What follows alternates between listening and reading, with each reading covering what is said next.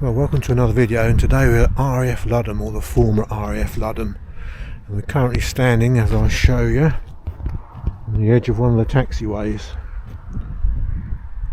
that is still remaining. Over there is a blister hangar, and that marks the end of the active runway. It's still used for private flying. We'll wander over there in a minute. This is actually public access around here, so you can come on here if you want. As usual, as we wander around, I'll show you some more buildings. There is a few bits and bobs left there. We'll just see what's left and tell you a little bit more about it. Well, I hope you can hear me alright, because my microphone's decided to play up today on here and it's not working. It's not paired up with this device for some reason. I just dropped it, so that's probably not helped it. So we're walking up to the blister hangar, which looks like it incorporates two buildings in the end of it, old buildings that it's been built over. So during 1941, after the Blitz and the Battle of Britain, it was decided to build more fighter stations. We'd been on the defensive up until then, so they now wanted us to go on the offensive, so they needed a lot of places to base fighter aircraft so they could escort bombers, etc. to Holland and beyond. But of course Spitfires, which operated from here, only had a range to get them to Holland. November of 1941 it was completed, so it came under Fighter Command, number 12 group. The first squadrons to arrive here were 19 Squadron and 610 Squadron.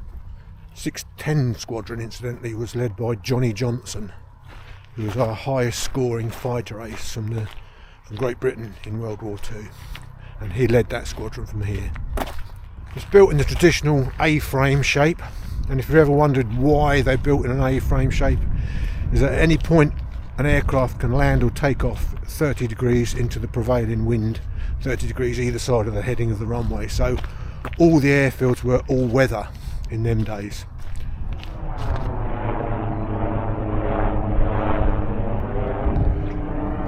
As a helicopter flies overhead.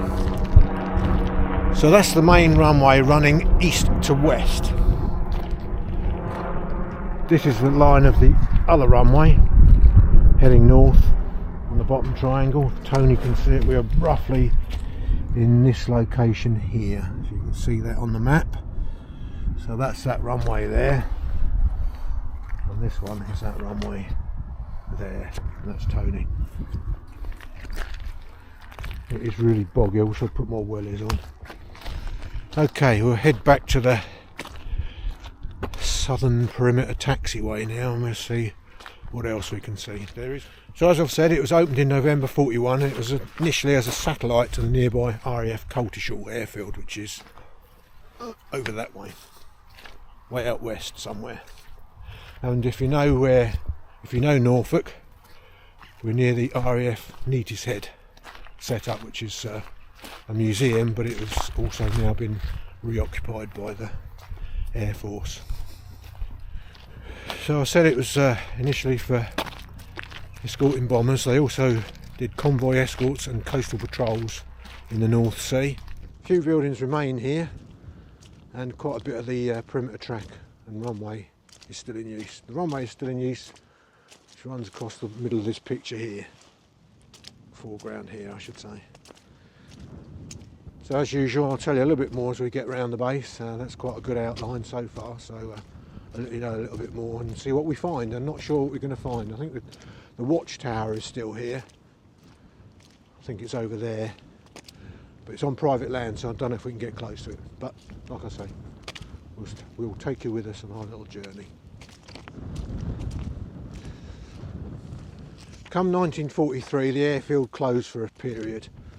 The intention was to expand it, turning the grass runways into concrete runways, and make it ready for the American Air Force, United States Army Air Force. But they never came. And during that period, in 1943, after the arrival of the Americans at other bases, this became a crash landing ground really for quite a few B-17s, and one of them was just a snap-in, which was from the 100th Bomb Group at Thorpe Abbotts, which is not too far from here. And there's a picture of it here. Deal bit here.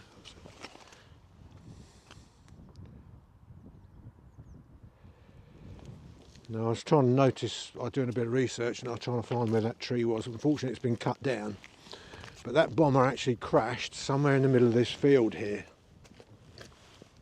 about there. So somewhere in that field there was a row of oak trees. As it came in, it had about 10 gallons of fuel left, and it came in one chance, crash landed, and it came to rest against the oak tree. It did hit it with some force, and the tree actually survived the war, but now it's gone, probably in favour of having more open fields. But we've come to the length, or the end of the taxiway. As you can see, it's been reduced in size back there, in width. But this was originally 50 feet wide and gone all the way around the airfield. I've come down the road a little bit, and you can see, I've just spotted this here in front of me, this area here in front of me here. That's actually a World War II building. We'll go and have a look at it in a minute. I thought it was the rifle butts, the wall for the rifle butts, or the firing range, but it's not. It's actually a World War II building. Yeah, go and have a look. Yeah, you can just see the brickwork now. No, actually, I was wrong. It's an old airfield building. I don't know if you can see that in there. I don't know what on earth that was. That's incredible. That is just so well hidden. If they had that in 1940s, that would have been perfect camouflage. So yeah, that is an actual World War II building. Amazing. Right, we're having a good old drive around now, and there's a biogas, flow gas or tallow gas place there. But we're on part of the old runway again. You should be able to see it as we come up to this fence. Tony to stick his hand out the window. This bit in front of us here, Tone. Here, Tone. Yeah, that's it.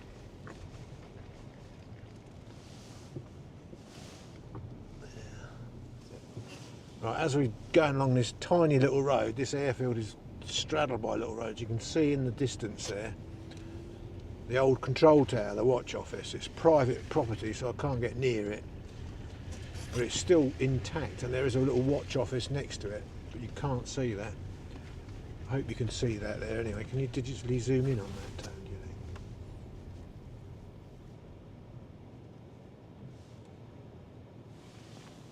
Yeah, how about that? Is that better? That's a bit better. I think that's a little bit better anyway. You can actually see, we're looking at the sideways on.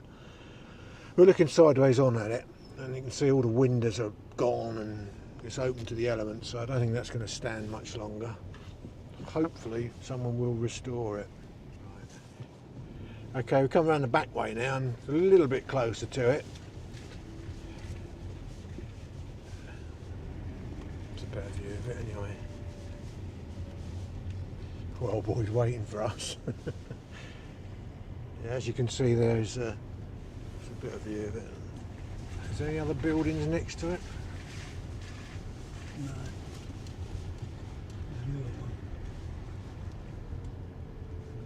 There was another building. There's the remains of a Nissan hut there.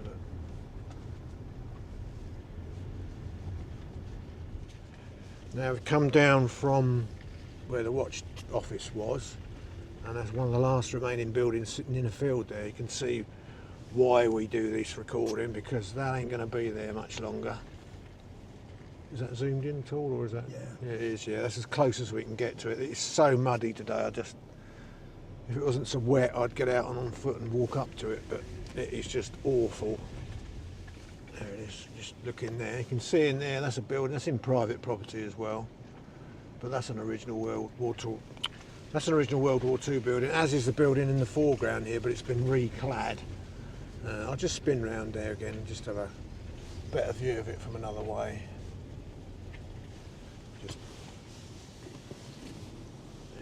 Have a look in the dry. As you can see, yeah, definitely World War II. What its role was, I don't know, but still here, standing after all these years.